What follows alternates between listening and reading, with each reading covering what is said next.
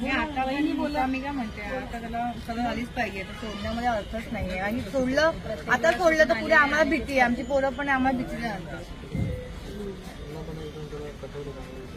कारण याच्यात त्याच्या किती अशा केसेस आम्ही लेडीज लोक एकट्या एकट्या घरी जाणार आहे अख्खं घर सर त्यांचं कसं आहे आम्हाला सगळ्यांना ना कोणी इथल्या रहिवासी असल्यामुळे आम्हाला खूप असं या करतात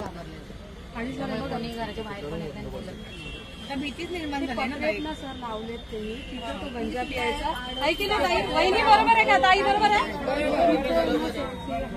लावलं तिथं सगळं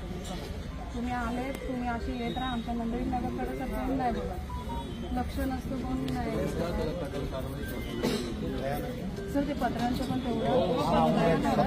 खूपच दुर्दैवी घटना आहे आणि पोलिसांनी आरोपीला पकडलेला आहे बुलढाण्यातून आणि त्या आरोपीवरती कठोर अशी कारवाई ज्या काही कलम आहेत ते कलम त्याच्यावरती लावले जातील आणि कठोरातली कठोर कारवाई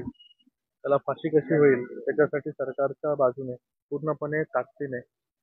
प्रयत्न जे आहे कोर्टामध्ये केले जातील आणि त्याला नक्कीच फाशी होईल. कल्याणमध्ये अनेकांनी दाखल आहेत आणि दरवेळेस तो कुठून येतो आणि अशा प्रकारचा मी आता ऐकलं बेलवरती तो बाहेर होता मेंटल इलनेस त्याला वगैरे काहीतरी सर्टिफिकेट या सगळ्या गोष्टींवरती आता चौकशी जी आहे पोलिसांची सुरू आहे.